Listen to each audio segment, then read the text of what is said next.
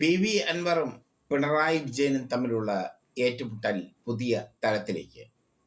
Forest office അടിച്ചു തകർത്ത കേസിൽ പി വി അൻവർ MLA അറസ്റ്റിൽ. ജാമ്യമില്ലാ വകുപ്പ് പ്രകാരമെടുത്ത കേസിലാണ് അറസ്റ്റ്.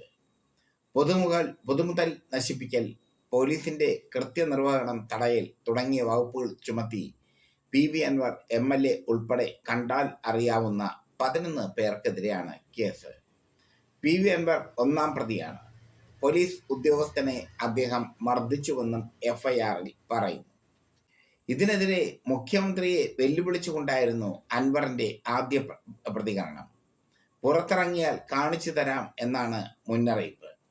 മുഖ്യമന്ത്രിയുടെ നിർദ്ദേശപ്രകാരമാണ് അറസ്റ്റെന്നും അൻവർ വിമർശിച്ചു. മോദിയേക്കാൾ വലിയ ഭരണകൂട ഭീകരതയാണ് പിണറായി വിജയൻ നടപ്പാക്കുന്നത്.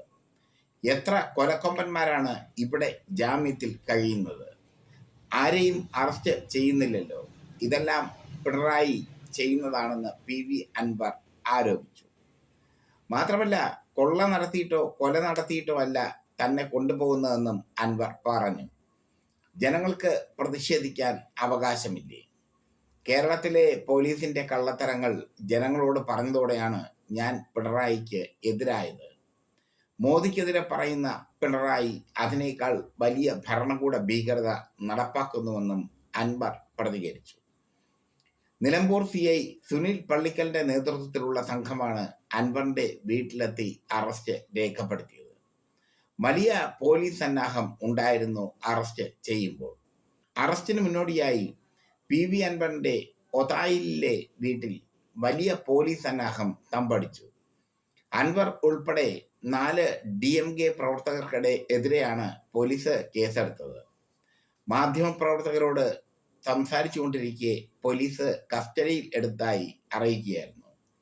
മാധ്യമങ്ങളോട് സംസാരിക്കുന്നത് വിലക്കിയ പോലീസ് അൻവറിനെ വീടിന് പുറത്തേക്ക് കൊണ്ടുപോയി. അൻവറിന്റെ ഒതായിലിലെ വീടിന് പുറത്ത് വൻ സന്നാഹമൊരുക്കിയ ശേഷമാണ് പോലീസ് കസ്റ്റഡിയിൽ എടുത്തത്. പിന്നാലെ അൻവറിന് പിന്തുണയുമായി അനുയായികളും DMK പ്രവർത്തകരും തടിച്ചുകൂടി. അൻവറിനെ പോലീസ് വാഹനത്തിൽ കയറ്റുന്നതിനിടെ മുദ്രാവാക്യം വിളികളുമായി പ്രവർത്തകർ പ്രതിഷേധിച്ചു. ശനിയാഴ്ച രാത്രി കരുളായി ഉൾവനത്തിൽ മണി എന്ന ആദിവാസിയെ കാട്ടാന അടിച്ചുകൊന്ന സംഭവത്തിൽ പ്രതിഷേധിച്ച് MLA-യുടെ നേതൃത്വത്തിൽ DMK പ്രവർത്തകർ അവിടെ സമരം നടത്തിയിരുന്നു. പ്രതിഷേധക്കാർ അടച്ചിട്ട നിലമ്പൂർ നോർത്ത് DFO ഓഫീസിന്റെ പൂട്ട് തകർത്ത് ഉള്ളിൽ കയറി സാധന സാമഗ്രികൾ നശിപ്പിച്ചു. ജില്ലാ ആശുപത്രിയിലെത്തിയും പ്രതിഷേധിച്ചു. ഇതേ തുടർന്നാണ് പോലീസ് നടപടി എടുത്തത്.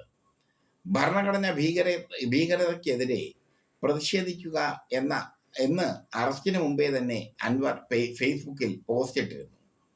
വീട്ടിൽ മലപ്പുറം ജില്ലയിലെ എല്ലാ പോലീസുകാരും ഉണ്ടായിരുന്നുവെന്നും അൻവർ പറഞ്ഞു. മണിയെ ആന ചവിട്ടി കൊന്നതിൽ സ്വാഭാവികമായ പ്രതിഷേധമാണ് നടന്നത്.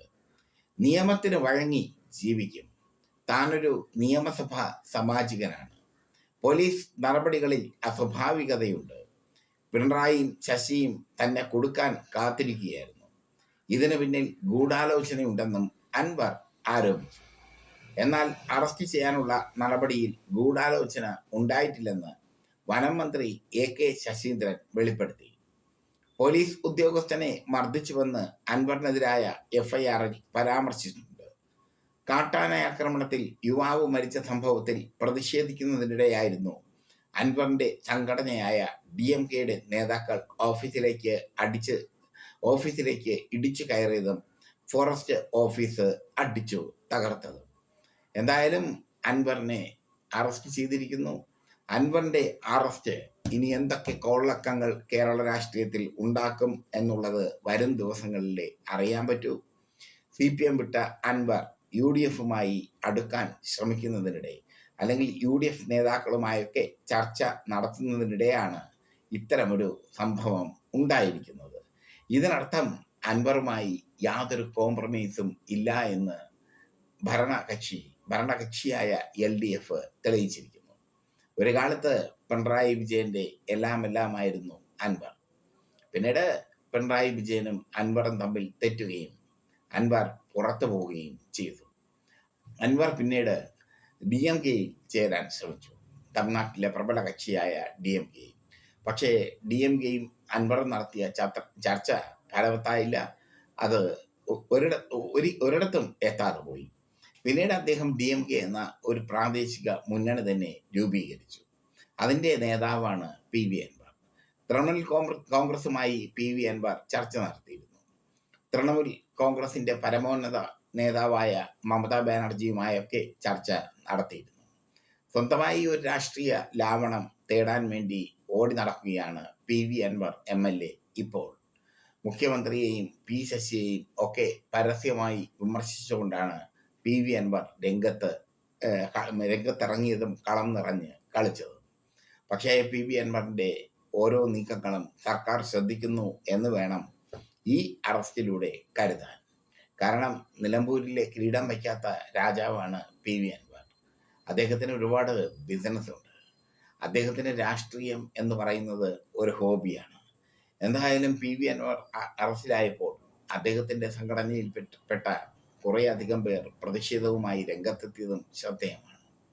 അൻവർ നിലമ്പൂരിൽ ഒരു പുതിയ സാമ്രാജ്യം പണിയുകയാണ്. അൻവർ നിലമ്പൂർ ലാക്കാക്കി പുതിയൊരു സാമ്രാജ്യം കെട്ടിപ്പൊക്കുകയാണ്. ഇങ്ങനെയൊക്കെയുള്ള ഒരുപാട് ചോദ്യങ്ങൾ അവശേഷിക്കുന്നുണ്ട്.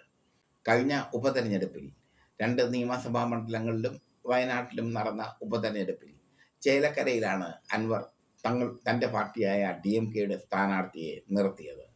അവിടെ ദയനീയമായ പ്രകടനമാണ് അൻവറിൻ്റെ സ്ഥാനാർത്ഥി നടത്തിയത്. ഇതോടുകൂടി ഒരു പ്രബല രാഷ്ട്രീയ കക്ഷിയോട് ചേരാതെ തനിക്ക് രക്ഷയില്ല എന്നൊരു അവസ്ഥയിലേക്ക് അൻവർ എത്തിയിരിക്കുന്നു. ഫോറസ്റ്റ് ഓഫീസ് ആക്രമിച്ചത് ഗുരുതരമായ തെറ്റാണ്.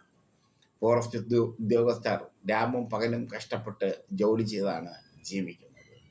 കേരളത്തിലെ അങ്ങോളം ഇങ്ങോട്ടുള്ള പോലീസുകാർ തടിയടങ്ങാതെ ജീവിക്കുന്നത് പോലെയല്ല ഫോറസ്റ്റ് ഉദ്യോഗസ്ഥരുടെ ജീവിതം.